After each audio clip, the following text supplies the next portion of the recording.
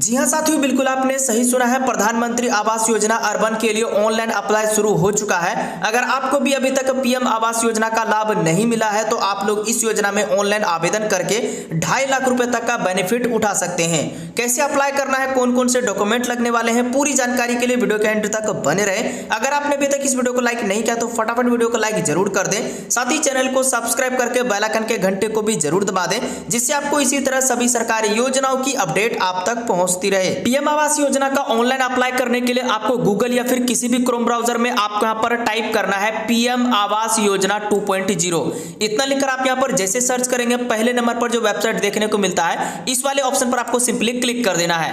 यहाँ पर आप जैसे क्लिक करेंगे तो आपके सामने पीएम आवास योजना का जो ऑफिशियल वेबसाइट होगा कुछ इस प्रकार यहाँ पर जो खुल करके आ जाता है। अब यहाँ पर आपको डिस्क्लेमर में देखने को मिल जाता है, तो यहाँ पर साफ तौर पर बताया गया है इस योजना का ऑनलाइन अप्लाई करने के लिए आपको कहीं पर भी पैसे देने की जरूरत नहीं है, बिल्कुल फ्री ऑफ कॉस्ट में आप इस योजना के लिए ऑनलाइन अप्लाई कर सकते हैं। तो मैं यहाँ पर इनको क्लोज कर देता हूं। तो इस प्रकार आपको यहाँ पर जो पोर्टल देखने को मिल जाता है। देन आप यहाँ पर ऊपर देखेंगे तो आपको हाईलाइट में देखने को मिल रहा है apply for PM Awas Yojana urban 2.0।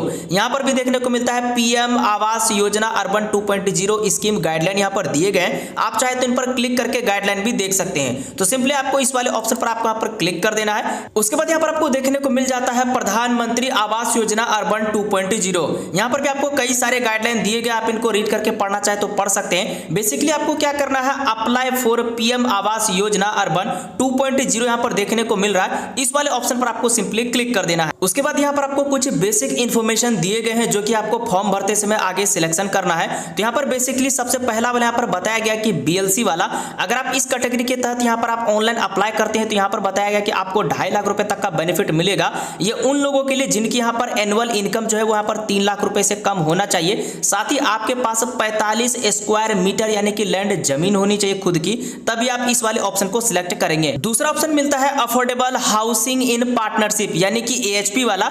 इसके अंतर्गत अगर आप अप्लाई करते हैं तो आपको यहाँ पर जो बना बनाया घर मिलता है, आपने देखा होगा कि एजेंसी के तहत यहाँ पर आपको बनाया वाला घर मिलेगा जिनमें आपको यहाँ पर 2.5 लाख रुपए तक का बेनिफिट मिलेगा। इनमें भी आपकी एनुअल इनकम 3 लाख रुपए से कम होनी चाहिए। इनके अलावा यहाँ पर अगला आता है ARH वाला यानी कि अफोर्डेबल रेंटल हाउसिंग। यहाँ पर आपको घर बनाकर नहीं दिया जाता, यानी कि उन लोगों के लिए जिनके पास पैसे नहीं है, खुद का घर भी नहीं बना सकते, तो सरकार जो है उनको रेंटल घर देगी जिनमें आपको बिजली पानी ये सब भी सुविधा दिए जाएंगे। और इसमें यहाँ पर अलग अलग कैटेगरी भी मेंशन की है, जैसे कि EWS वाला यहाँ पर बताया गया है जिनमें यहाँ पर 3 लाख रुपए आपके यहाँ पर सालाना इनकम होनी चाहिए, और LIG के तहत करते हैं तो आपको यहाँ पर 6 लाख रुपए आपकी एनुअल इनकम होनी चाहिए। अगला यहाँ पर बताया कि इंटरेस्ट सब्सिडी स्कीम यानी कि ISS वाला, इसके अंतर्गत आप यहाँ पर होम लोन ले सकते हैं, सरकार आपको सब्सिडी देगी। तो यहाँ पर EWS कैटेगरी के लिए 3 लाख रुपए रखा गया है, बाकी यहाँ पर LIG के लिए 6 लाख रुपए रखी गई है, और यहाँ पर MIG के लिए 9 लाख रुपए यहाँ पर रखी गई है। तो इसके तहत आपको यहाँ पर सिलेक्शन करने हैं। बाकी आपको रीड करने के बाद नीचे आना है, क्लिक टू प्रोसीड इस वाले ऑप्शन पर आपको सिंपली क्लिक कर देना है। यहाँ पर आप जैसे क्लिक करेंगे तो यहाँ पर डॉक्यूमेंट रिक्वायर्ड यानी कि कौन कौन से आपको डॉक्यूमेंट लगने वाले हैं वो भी यहाँ पर बताए गए हैं। तो सबसे पहले यहाँ पर देखिए आवेदक का आधार कार्ड यहाँ पर लगने वाला है, जिनमें आधार संख्या मेंशन रहना चाहिए। आपका आधार कार्ड में जैसा नाम है, जो भी जन्म तिथि है वो आपको फिलअप करने पड़ेंगे। परिवार के सदस्यों का आधार विवरण लगने वाला है, यानी कि सभी का आपका पर सदस्यों का आधार कार्ड लगेगा, उनका डिटेल लगेगा। उनके बाद आवेदक के सक्रिय बैंक खाते का विवरण यानी कि बैंक अकाउंट आपको लगने वाला, जिनमें बैंक अकाउंट, शाखा का नाम, IFSC कोड ये सब होना चाहिए। इनके अलावा आपको यहाँ पर आय प्रमाण पत्र लगने वाले हैं, जाति प्रमाण पत्र, भूमि दस्तावेज आपको डॉक्यूमेंट भी लगने वाले हैं। उसके बाद आपको क्या करना है, यहाँ पर प्रोसीड वाला ऑप्शन देखने को मिलता है, इस वाले ऑप्शन पर आपको सिंपली क्लिक कर देना है। यहाँ पर जैसे क्लिक करेंगे तो अब आपको यहाँ पर एलिजिबिलिटी चेक करने के लिए बोला जा रहा है, तो जो भी आपकी एनुअल इनकम होगी वो आपको यहाँ पर फिलअप कर देना है। देन उसके बाद यहाँ पर आपसे पूछा जा रहा है कि आप यहाँ पर किस कैटेगरी के तहत यहाँ पर अप्लाई कर रहे हैं, जो कि मैंने आपको पहले बताया था, यानी कि BLC के तहत अप्लाई करेंगे या फिर AHP के तहत या फिर ISS के तहत। तो जो भी आप यहाँ पर करना चाहते हैं आप उनका पर इस तरीके से सिलेक्ट कर लेंगे। उसके बाद आपसे यहाँ पर पूछा जा रहा है कि इससे पहले आपके पास भारत में कहीं पर भी पक्का आवास मौजूद है, तो आपको यस करना है, नहीं तो आपको नो वाले ऑप्शन पर आपको सिलेक्ट कर देना है। उसके बाद आपसे पूछा जा रहा है क्या आपने पहले केंद्र सरकार या फिर राज्य सरकार के द्वारा पक्का आवास बनवाने के लिए बेनिफिट स्कीम का लाभ लिया है। अगर लिया है तो यस करेंगे, नहीं तो आपको नो वाले ऑप्शन पर आपको सिलेक्ट करना है। देन आपको एलिजिबिलिटी चेक इस वाले ऑप्शन पर आपको क्लिक कर देना है। उसके बाद आपके सामने यहाँ पर देख सकते हैं कि आप यहाँ पर एलिजिबल हो चुके हैं। आपके सामने दूसरा स्टेप खुल करके आ जाएगा। यहाँ पर बेसिकली आपको अपना आधार नंबर टाइप करना है। देन आपका यहाँ पर आधार कार्ड में जैसा भी नेम दिया गया है वही नेम आपको यहाँ पर फिलअप कर देना है। उसके बाद आप यहाँ पर स्क्रॉल डाउन करके नीचे आएंगे, आपको यहाँ पर इस वाले ऑप्शन पर आपको टिक लगा देना है। देन आपको जनरेट ओटीपी इस वाले ऑप्शन पर आपको क्लिक कर देना है। उसके बाद आपके आधार कार्ड से जुड़े हुए मोबाइल नंबर पर ओटीपी भेजा जाता है, उस वाले ओटीपी को आपको यहाँ पर फिलअप करना है। देन आपको सबमिट वाले ऑप्शन पर आपको क्लिक कर देना है। उसके बाद आपके सामने कुछ इस प्रकार यहाँ पर जब फॉर्म खुल करके आ जाता है, यहाँ पर आपका कुछ डिटेल पहले से ही देखने को मिलेगा। सबसे पहले यहाँ पर आपको वर्टिकल स्कीम देखने को मिलेगा, तो मैंने यहाँ पर देखिए बीएलसी वाला सिलेक्शन किया था वो देखने को मिल रहा है। यहाँ पर आपका आवेदक का नाम देखने को मिलेगा जो आपके आधार कार्ड के द्वारा पर फैच किया गया है। आपका आधार संख्या देखने को मिलेगा। देन उसके बाद आपके पास पैन कार्ड है तो आप यहाँ पर पैन कार्ड का नंबर भी जरूर टाइप कर देंगे। यहाँ पर आपको अपना डेट ऑफ बर्थ बताना है। उसके बाद यहाँ पर आपको अपना जेंडर सिलेक्ट करना है। देन उसके बाद यहाँ पर आपको अपना मैरिटल स्टेटस बताना है कि आप यहाँ पर मैरिड है या फिर अनमैरिड। उसके बाद यहाँ पर आप अपने फादर का नेम यहाँ पर टाइप करेंगे। देन उसके बाद फादर का आधार नंबर टाइप करेंगे। उसके बाद यहाँ पर जो भी मदर का नेम है आधार कार्ड में वैसा ही नेम आपका यहाँ पर टाइप करना है। मदर का आधार नंबर आप यहाँ पर फिलअप करेंगे। उसके बाद यहाँ पर आपको अपना एम्प्लॉयमेंट का स्टेटस बताना है, यानी कि रोजगार की स्थिति। तो जो भी आप यहाँ पर करते हैं, लेबर है जो भी है आप यहाँ पर सिलेक्ट करेंगे। अगर कुछ भी नहीं करते हैं तो आपको यहाँ पर नॉट एम्प्लॉयमेंट का भी ऑप्शन देखने को मिल जाता है। देन उसके बाद यहाँ पर आपको आवेदक का व्यवसाय बताना है, तो जो भी होगा आप यहाँ पर उनको सिलेक्ट कर लेंगे। उनके बाद यहाँ पर आपको शैक्षणिक योग्यता पूछा जा रहा है कि आप यहाँ पर कहाँ तक पढ़े लिखे हैं। नहीं भी पढ़े लिखे हैं तो आपको वो भी सिलेक्शन करने का ऑप्शन मिल जाता है। देन उसके बाद यहाँ पर देखिए पारिवारिक श्रेणी पूछा जा रहा है, तो यहाँ पर देख सकते हैं कि ऑटोमेटिक यहाँ पर सिलेक्टेड है, क्योंकि हमने यहाँ पर जो एनुअल इनकम था वो 3 लाख फिलअप किया था। तो 3 लाख वाला एनुअल इनकम यहाँ पर ईडब्ल्यूएस के अंतर्गत यहाँ पर फॉर्म फिलअप हो रहा है। देन उसके बाद आपसे पूछा जा रहा है क्या परिवार के पास भारत में कहीं भी पक्का मकान है, तो यहाँ पर है तो यस करिए, नहीं तो आपको नो वाले ऑप्शन पर ही आपको सिलेक्ट करना है। देन उसके बाद यहाँ पर आपसे पूछा जा रहा है कि औसत वार्षिक पारिवारिक आय कितना है, तो यहाँ पर देखिए 3 लाख यहाँ पर मैंने फिलअप किया है, तो आपका जो भी होगा आप यहाँ पर सिलेक्ट करेंगे। उसके बाद यहाँ पर देखिए अपलोड इनकम सर्टिफिकेट, तो आपके पास यहाँ पर इनकम सर्टिफिकेट होना चाहिए। तो इनकम सर्टिफिकेट जो भी होगा चूज फाइल वाले ऑप्शन पर क्लिक करके आप यहाँ पर सिलेक्ट कर लेंगे। देन आपको अपलोड वाले ऑप्शन पर जैसे क्लिक करेंगे तो आपका इनकम सर्टिफिकेट यहाँ पर जो अपलोड हो जाएगा।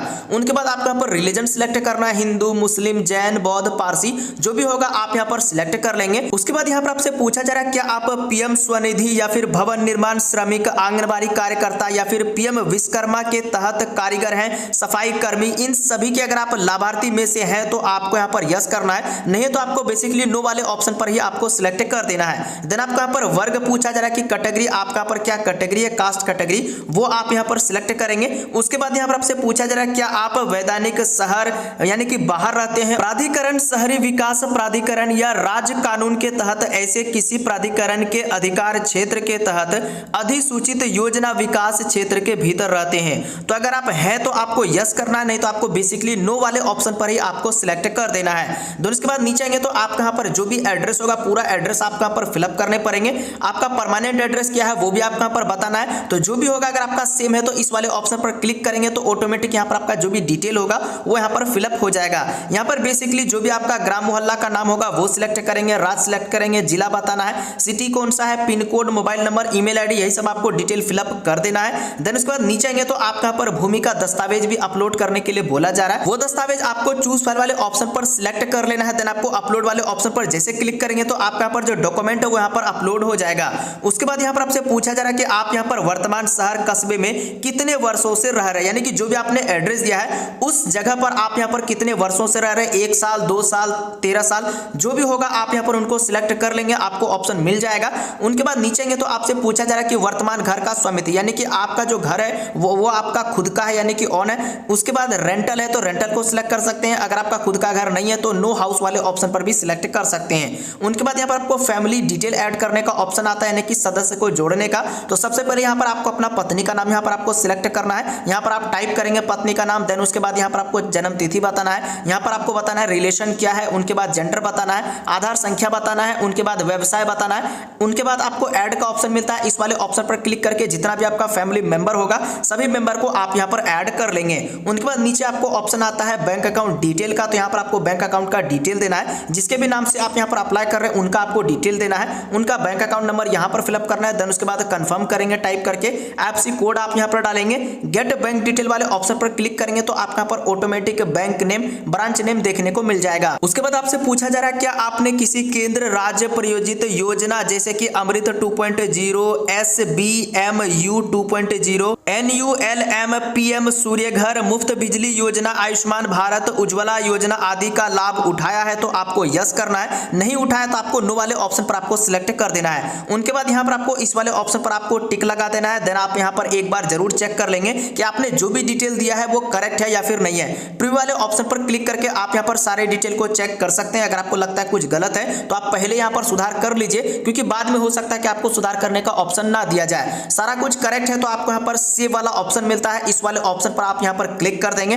जैसे आप यहाँ पर क्लिक करेंगे तो आपके सामने ऊपर में इस तरीके से देखने को मिल जाएगा कि आपने जो भी डिटेल दिया है उनके लिए यहाँ पर आपका जो फॉर्म है वो सबमिट हो चुका है। देन आपको एक आईडी भी मिल जाता है, आप इन आईडी को नोट कर लेंगे या फिर आप इनको स्क्रीनशॉट लेकर के रख लेंगे। अप्लाई करने के बाद अगर आप ये देखना चाहते हैं कि आपका फॉर्म अप्रूव हुआ है या फिर नहीं हुआ है तो स्टेटस चेक करने के लिए आपको यहाँ पर इस वाले वेबसाइट पर आ जाना है। इनका भी लिंक मैं आपको नीचे वीडियो के डिस्क्रिप्शन में दे दूंगा।